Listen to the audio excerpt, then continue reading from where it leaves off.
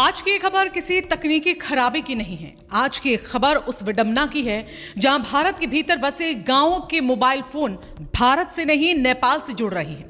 ये खबर है उत्तराखंड के सीमांत जिले पिथौरागढ़ की, जहां तिरंगा लहराने वाले गांव में नेटवर्क किसी और देश का चल रहा है। दरअसल पिथौरागढ़ के कई गांव ऐसे हैं जिनकी दूरी जिला मुख्यालय से महज 18 से 20 किलोमीटर है, लेकिन हालात ऐसे हैं मानो ये गांव किसी दुर्गम पहाड़ के पार बसे हों। इन गांव में भारतीय मोबाइल कंपनियों के सिग्नल नहीं आते। कॉल ड्रॉप आम बात है, इंटरनेट लगभग नाम मात्र का है।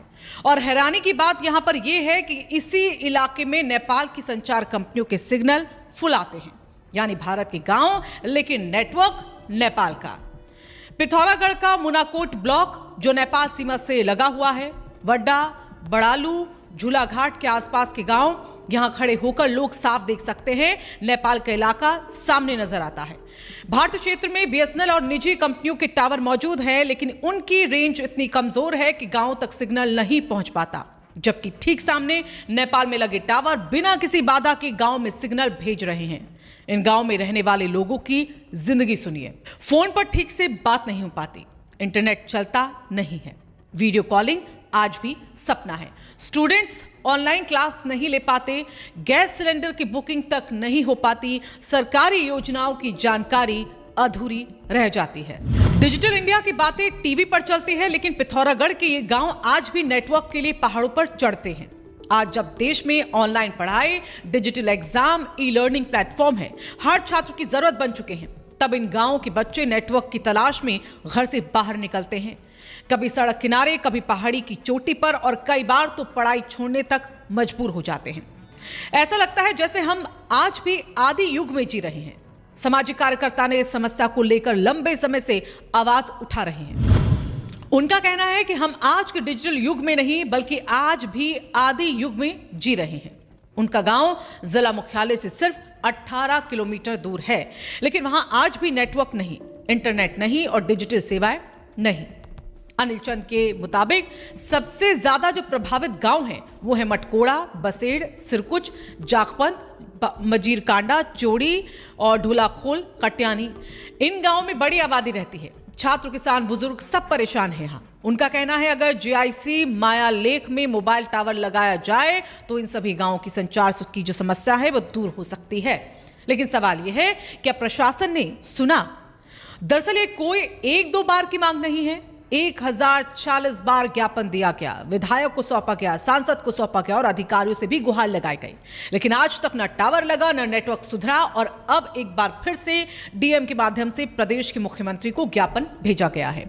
अब ये मामला सिर्फ मोबाइल इंटरनेट कॉल ड्रॉप तक सीमित नहीं है, अब ये मामला जो है वो सीधे जुड़ गया है राष्ट्रीय सुरक्षा से, सीमांत इलाकों की निगरानी से और डिजिटल संप्रभुता से।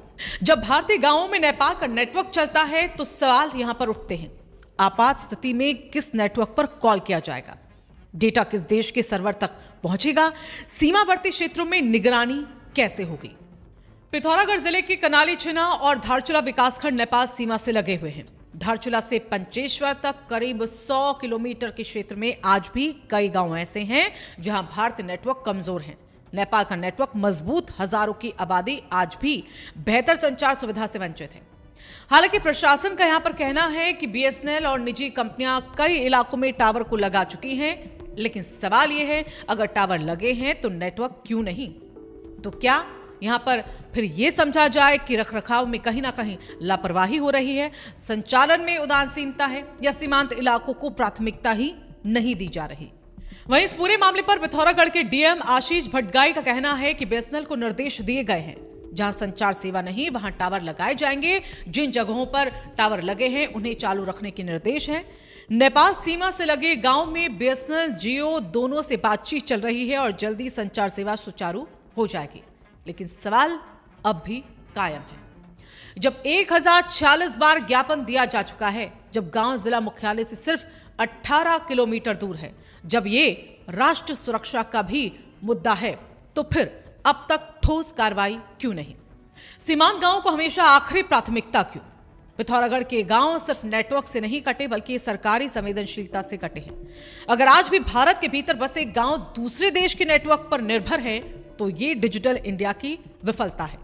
सीमांत नीति की कमजोरी है और प्रशासनिक लापरवाही का एक बड़ा उदाहरण है।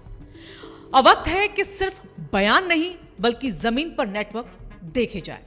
आपको ये वीडियो कैसा लगा हमें कमेंट करके जरूर बताएगा। इसे ज्यादा से ज्यादा शेयर करें और राय शुमारी को सब्सक्राइब करना ना भूलें।